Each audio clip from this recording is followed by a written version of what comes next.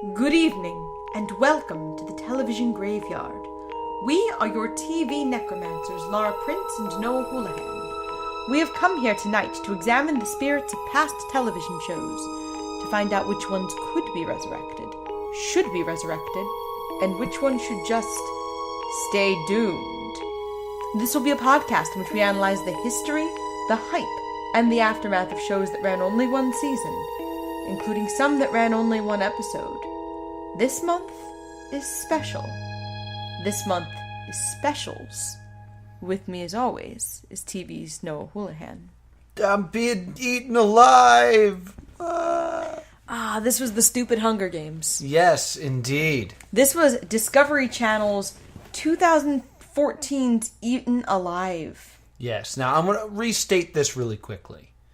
Because I don't know how many people listen all the way to the end to episodes. The reason we're doing TV specials is these are ones that were one-offs, but if a one-off is popular enough, they will make more of them.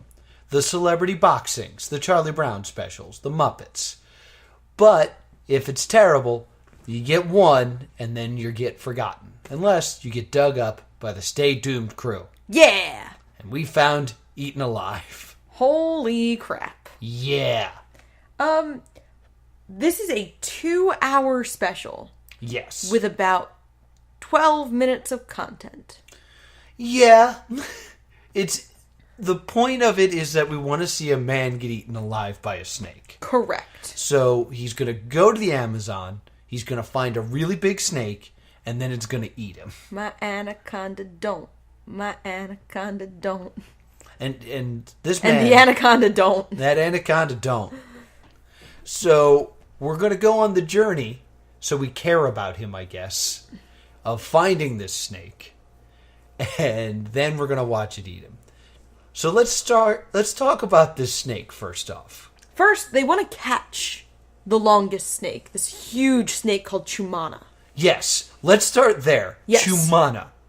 What does Chumana mean? It means snake mistress.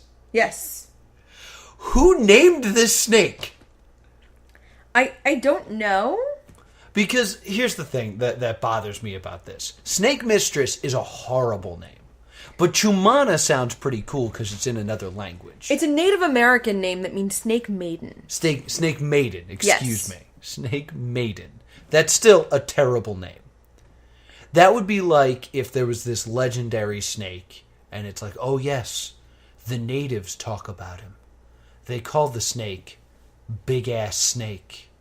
It's English for really big snake. I mean, it's also not a Peruvian name. It's a Native American name. Right. Which makes it odd because it's not like the Peruvian name for big ass snake. Yeah, it's also not real. It's also not a real snake. This is a snake that this man made up. Because the premise of the show is this guy who looks like Seth Rollins. Yes. He looks into the camera and says, and we're going to be in search of one individual snake that I know could be the largest snake on the planet. The largest anaconda ever captured measured an astonishing 24 feet 7 inches. As long as a commuter plane.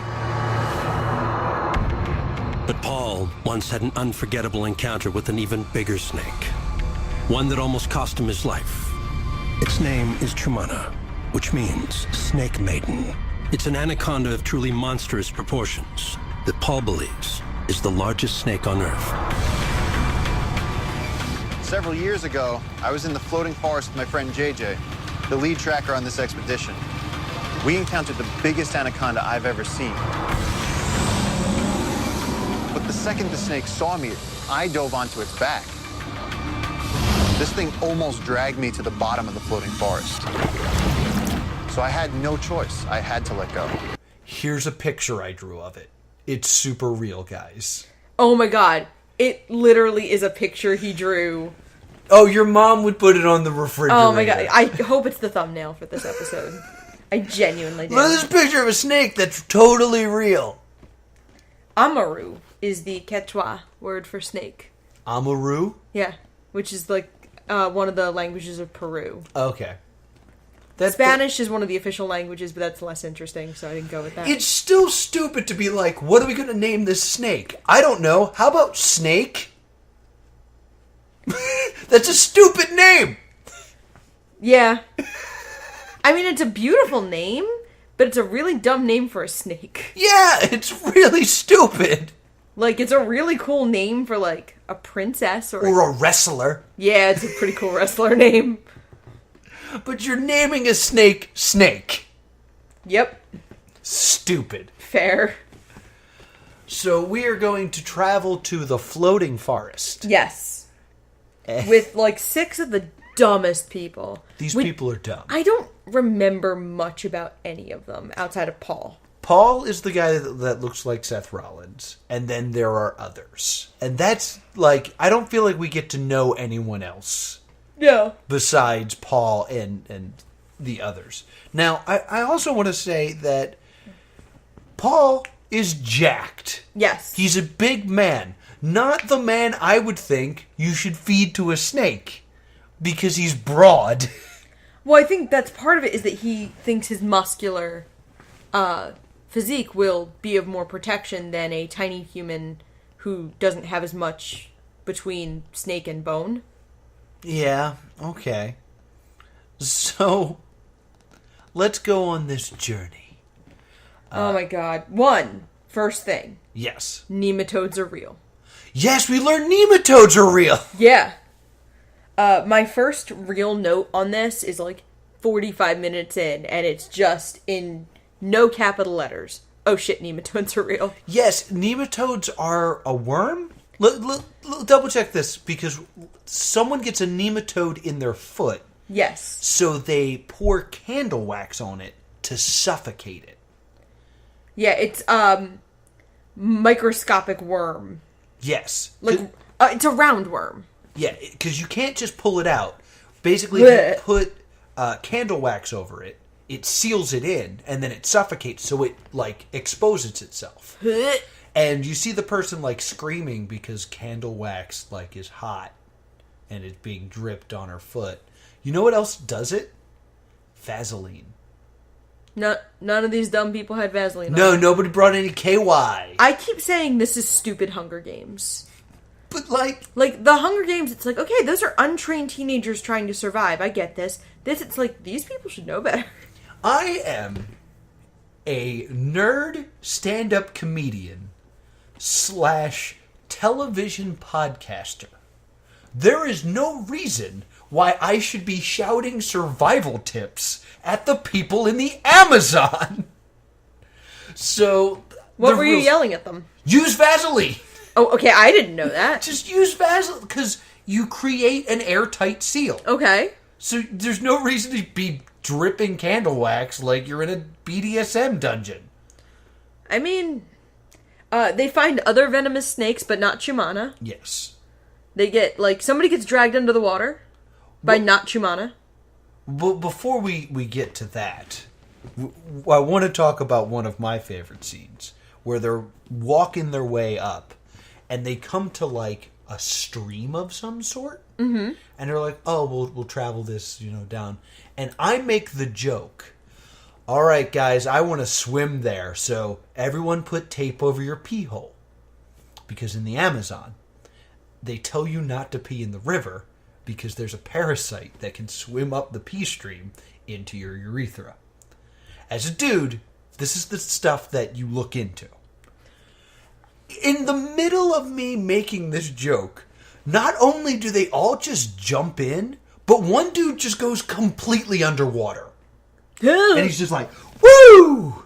Yeah, it's not like water you should be doing that with. This is my first word. I was like, wait a minute. Is this all fake?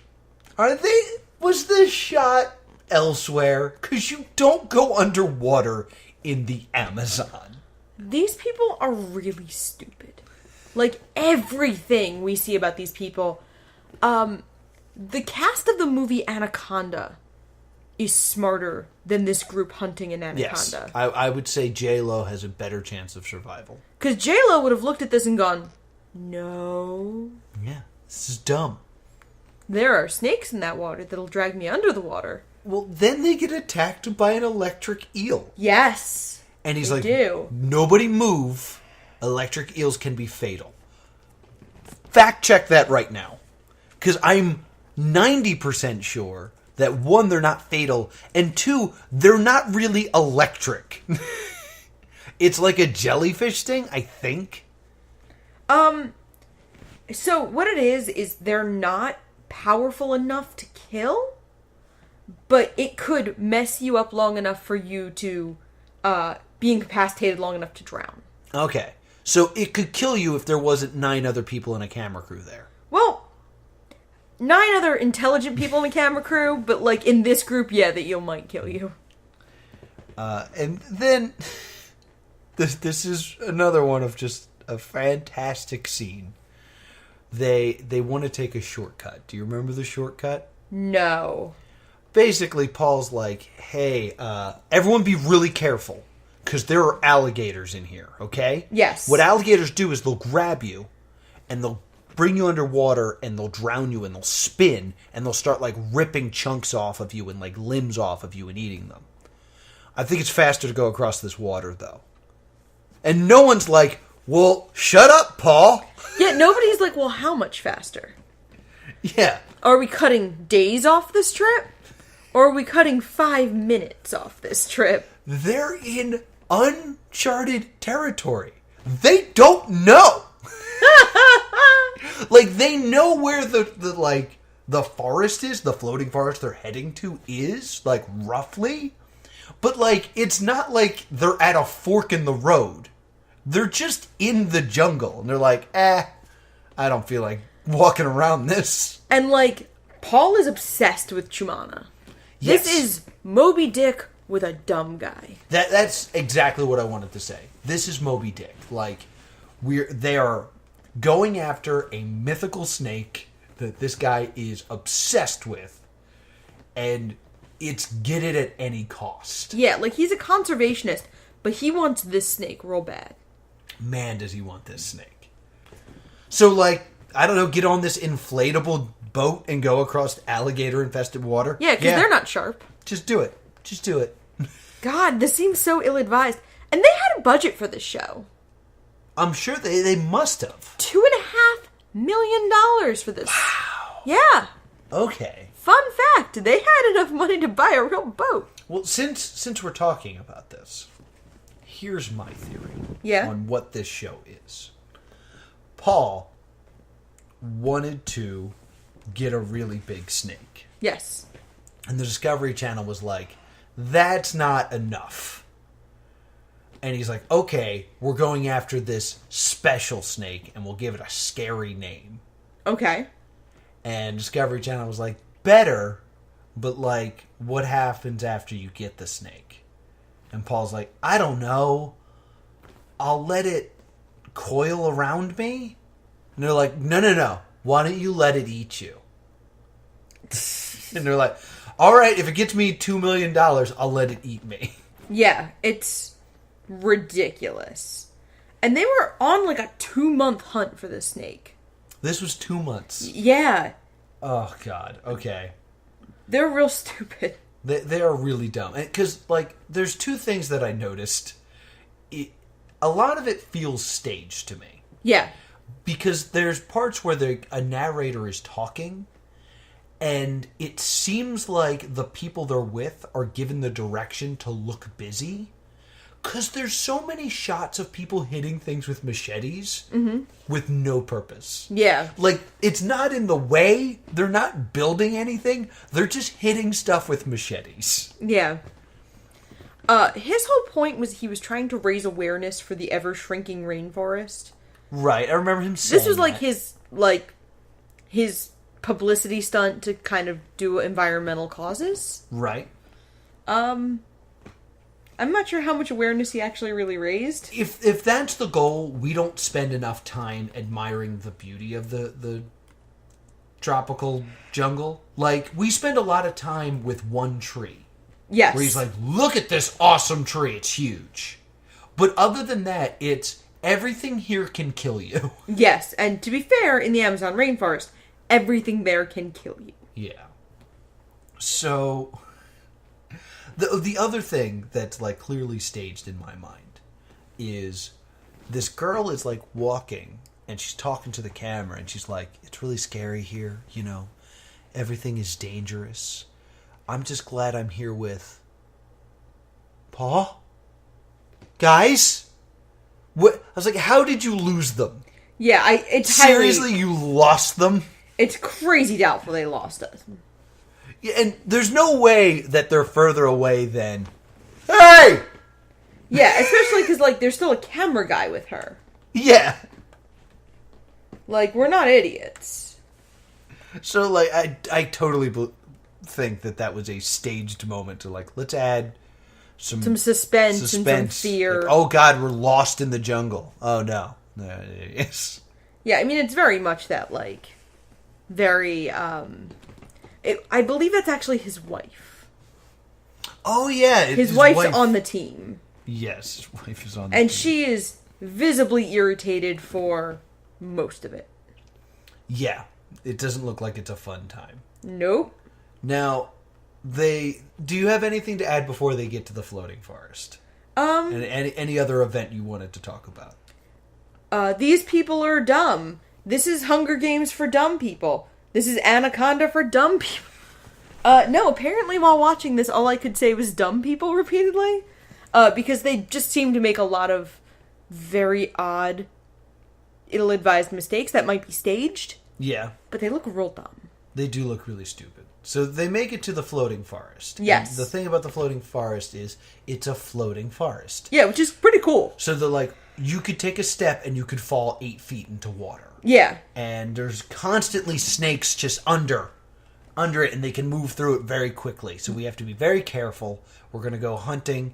You have to be careful in every step because you could just fall through, and then something could just grab you. Yeah. So we have to be very, very careful. It reminded me of, this is such a dumb pull, but the fire swamp in The Princess Bride. Yeah.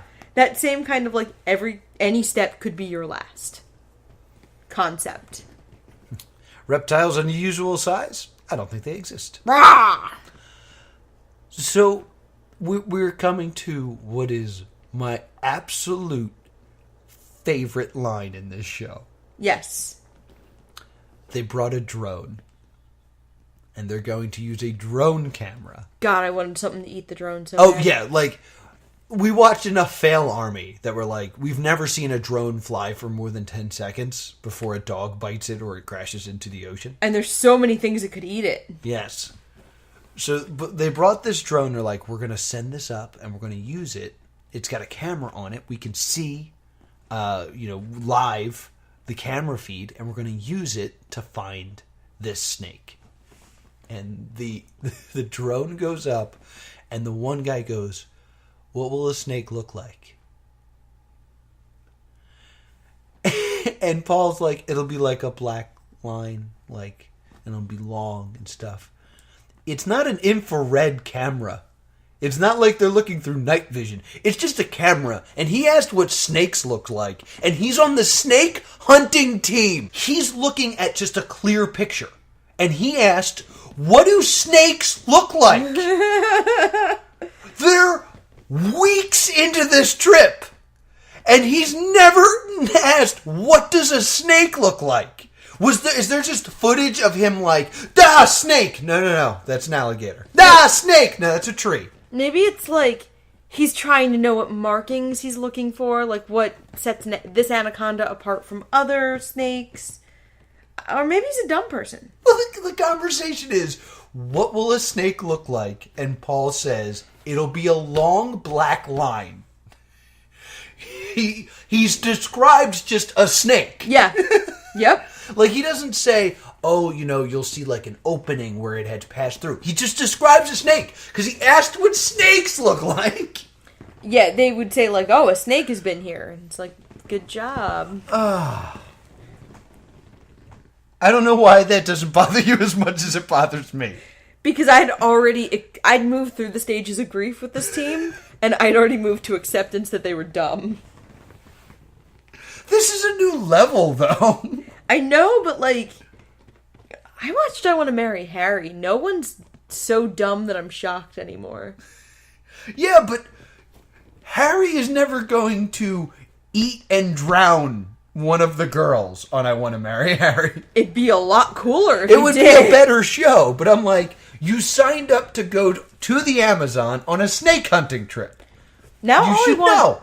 is like a mock reality show where the guy everyone's dating is like a Ted Bundy type, and then the producers are trying to cover up all these murders. That's a good show right there. Oh my god. It's like Burning Love, but horror.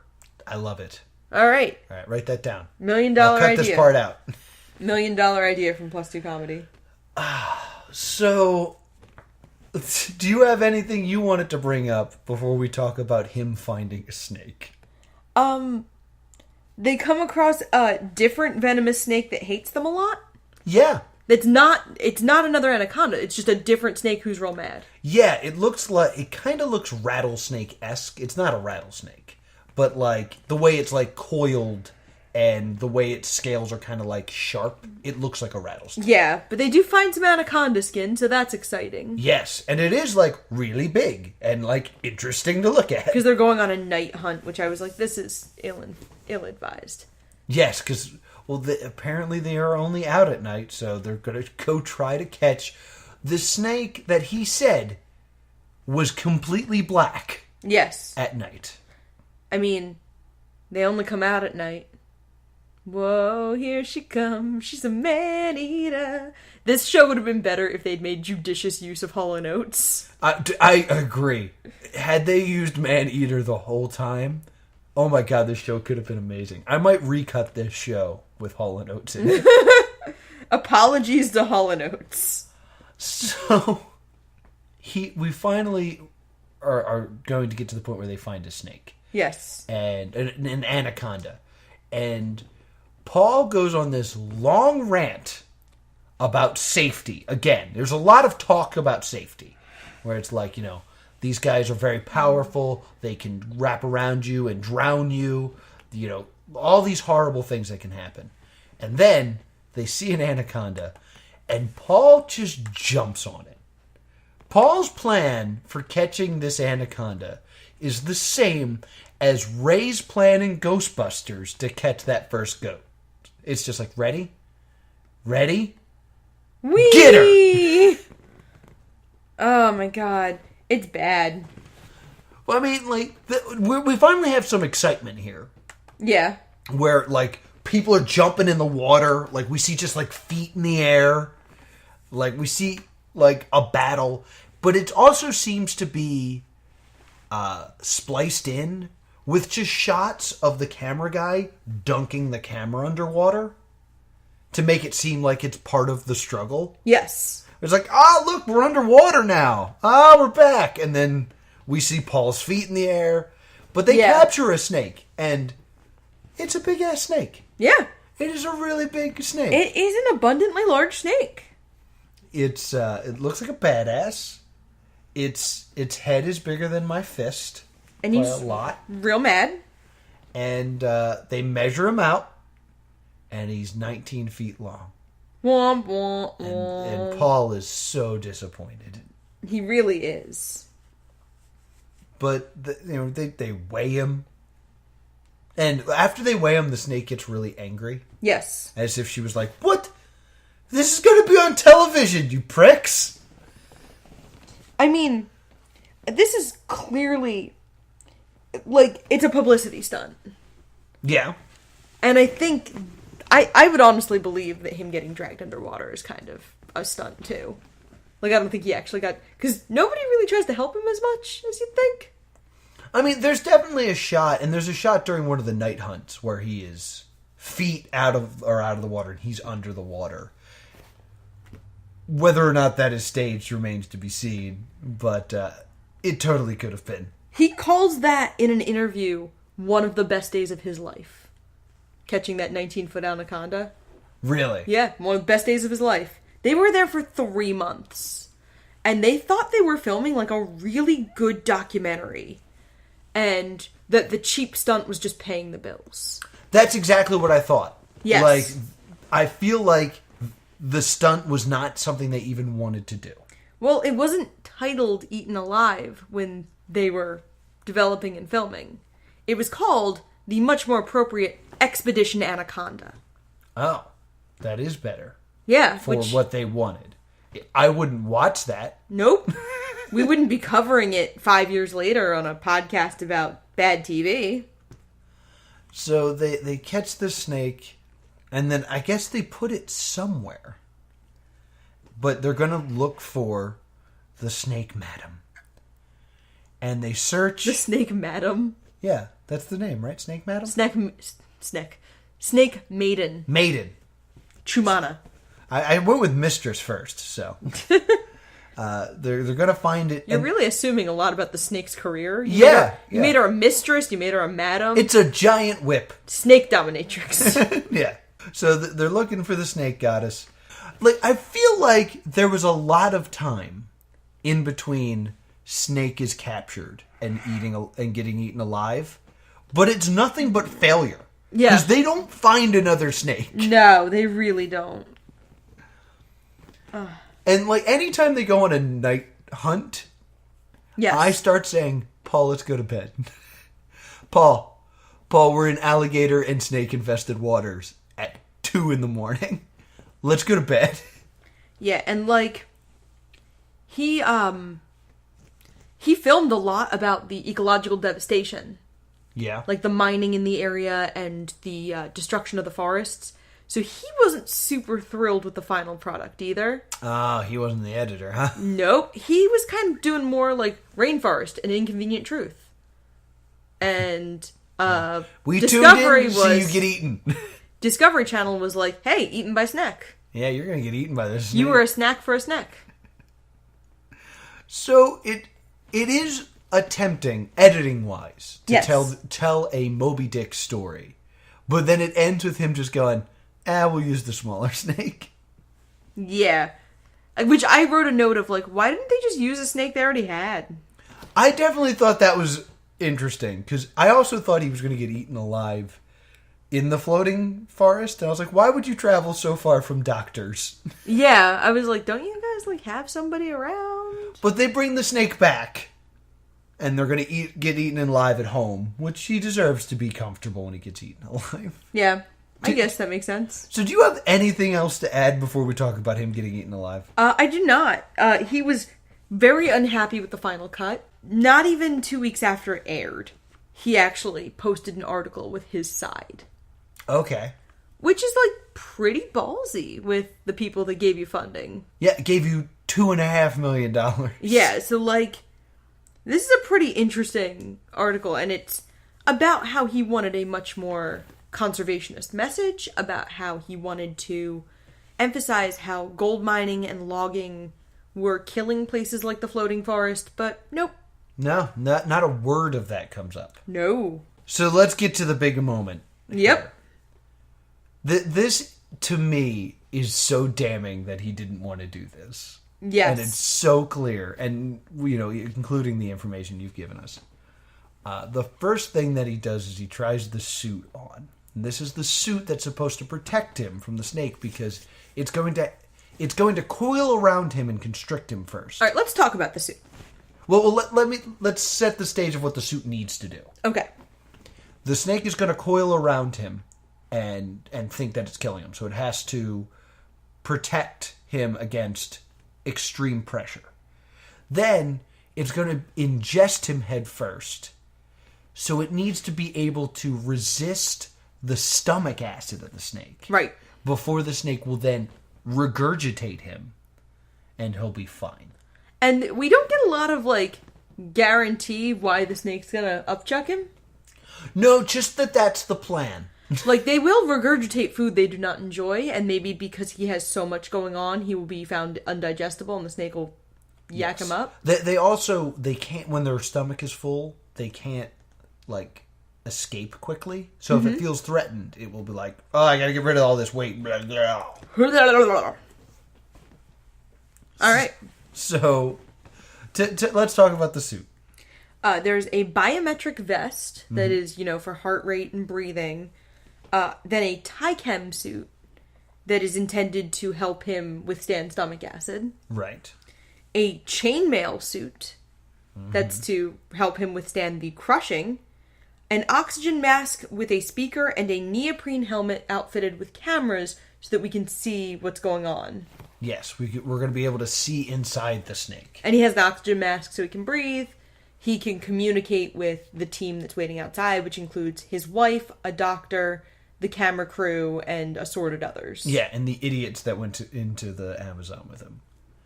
And probably, like, one annoyed Discovery Channel executive. Yeah, like, let's go. I want to see him get eaten. They also go full carry and cover him in pig's blood. Yes, so the snake will eat him. Yes. Now, Paul, it is clear, has never worn the suit before. Yes. Because his first things he says is, well, I can't move in this. I can't move my arms and I can't move my legs. I need to take the protection off of my arms and legs. And his wife looks pissed. Yeah, he's just like, I need to be able to work with the snake. And the doctor refuses multiple times. The doctor's like, no, you can't do that. And my thought is, why don't you try, pal? Yeah, I wouldn't want to take the risk, personally, of not being able to move. But, like, this is the big, like, crowning moment that... of course, he doesn't think that, but this is what Discovery thinks. This is the big moment where he's going to get eaten alive. Wear the suit, try it, and then when it doesn't work, there's no reason why you can't try to have the snake eat you again. Yeah, do a mulligan about the snake. But he's like, no, not wearing arm pads, not wearing leg pads. Badass, about to get eaten alive here. Which is terrifying. So he crawls up to the snake and just kind of bothers it. Yeah. And it coils around him. Like snake you do. And it looks cool for a moment. And then they get so covered in mud you can't tell what anything is. Yeah, you can't see much of anything. You can see the snake start to try to put the helmet in his mouth. And that's about it. Yeah, we get to the point where the snake's trying to get the helmet in his mouth. But he's more just kind of like attacking it. Yeah, and gumming it a little bit. Yeah, like he hasn't like dislodged his jaw like he usually does, like she usually does. Yes. And like she's clearly not trying to swallow him yet. She's just attacking him. It's just like a Nyla bone that you give a dog. Yeah, It's like and he's just like labored breathing, and the doctor's like, I'm a little concerned. His heart seems to be racing. Well, yeah. Well, yeah, you're not going to be, like, super psyched. He's getting eaten by a snake. It's like, I'm a little worried because he looks really constricted. Yeah. That's what the snakey do. That's the plan. Yeah, like, that's what the thought was. Like, that's what's insane, was the doctor's... I almost wonder if the doctor, like, didn't know what she was getting into. Maybe, but I felt like more it was like them trying to add some sort of, like, drama to watching a man lay on the ground. Yeah. He was having what we like to call lay on the ground time. And he's just like, getting constricted. Yeah. Yeah. And then he essentially taps out. Yes, believe it or not, the snake coils around his arms.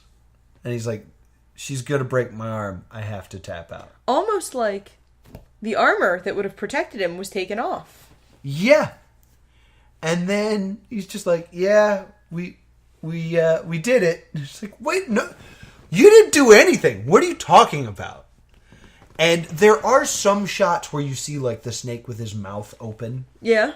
That is supposed to be from the helmet that I don't believe at all. Probably not. I don't believe that we see a single shot from the helmet. Because we don't see him approach the snake. Which is like a shot you would use. Absolutely. And he's like, all right, well, we did it. What did we learn? And the scientist is like, well, she didn't coil directly against the sensor. So, I don't know. Yeah, like, we didn't learn much. It was pretty bad. And then he's just like, I will not stop until everyone learns about the power of these snakes. And then it just ends. Yes. Very suddenly. And I was like, was he saying that he wasn't going to stop until he gets eaten alive? Or was he... The biggest problem I have with this whole thing is, why doesn't he try again? I guess because he didn't want to. Right. I honestly think he took the arm pads off so he could be like, it's impossible. Yeah. Like, I think that was his out of just like, it's around my arm, I'll die, I gotta tap out. Because it looked like he just didn't want to do it. Yeah, he was pretty salty, like in the week immediately following on Twitter. Yeah. Oh, you found his Twitter? Yeah, everything I found about the show has been through his Twitter about like his side. At Not in a Snake Belly? At Paul Rosolie, which is his name. Okay. From reactions, you would think the first hour, 15 minutes of hashtag Eaten Alive never happened. All people are talking about is the event. Hashtag conservation, yo. I'm guessing conservation, yo, didn't trend as well as Eaten Alive. Nope. And people were fairly abusive in the way that you would expect from Twitter. Yeah, people just be like, you promised me you'd be in a snake. I've seen more action at Petco, says at Dominic408. Like, if there's one group of people you don't want to tick off, it's the vor fetish community. Oh my god. Like, there was a bunch of people that were like, it's happening! It's finally happening! And then it doesn't happen, and you blue-balled the vor community. This is like showing up to see Mockingjay and getting from Justin to Kelly. Wow, that really dates when this happened. What's weird is From Justin to Kelly was fairly dated when this happened. Yeah, that's true. Like, From Justin to Kelly was like 2001? Yeah. Yeah, because one of her big prizes was that she could sing at like 2002, 'cause she could sing at the 9/11 memorial, and everybody thought it was like really gross that a game show prize involved the 9/11 memorial. I did not know that. Yeah, fun fact. Tacky. That's a hit show that has run for we will never entirely too many seasons. Yeah, we're already talking too much about American Idol. We're not. We're talking about this guy not getting eaten alive. Yep.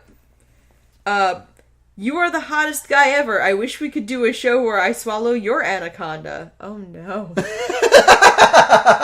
At Dino David 220 needs Jesus. Every day we stray further from God's light. So it's also very late at night and we're like a little tired right now. So I'm reading real fun tweets and having a great time. There's a lot of them that use a lot of slurs.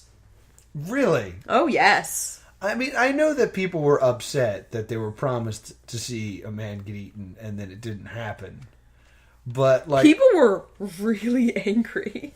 I mean, it was 2 hours. You waited an hour and 50 minutes to watch this man get eaten, and then he just goes, nah. A lot of people didn't like it because they felt it was unnecessarily stressful and abusive toward the anaconda. Yeah, I agree, because he's trying to prove how strong it is and how big it can open its mouth. There is nothing that would be learned from this that we didn't already know or could test in a better way. Yeah, like, oh, they're strong. Oh yeah, turns out they're strong. Like there's, if you're trying to test the strength of it coiling, there's no reason for there to be a man in the suit. No, you could use any kind of pressure measurement. And then the snake coils, and then you just feed him. Yeah. Why don't you just have him eat a camera? Because they're not tasty. You just cover it in pig's blood. Apparently that didn't work easily. And I also want to say, if I were to do this, I would get a very small person, and instead of putting them in a suit, I'd put them in like a pill. Like a pill pocket like you give your dog? Yeah, like a big old pill. So you'd put them in a pile of meat? No, I would put them in like a clear... Oh, like a capsule. Like a capsule, okay. Yes. Or a coffin, I guess. Let them be able to like move and like text and live tweet. Live tweeting inside a snake. And then have the snake just eat that. There's no reason for it to be a suit. I think one of the issues with that plan is I don't think there's very good reception in the Amazon. Well, here's my question.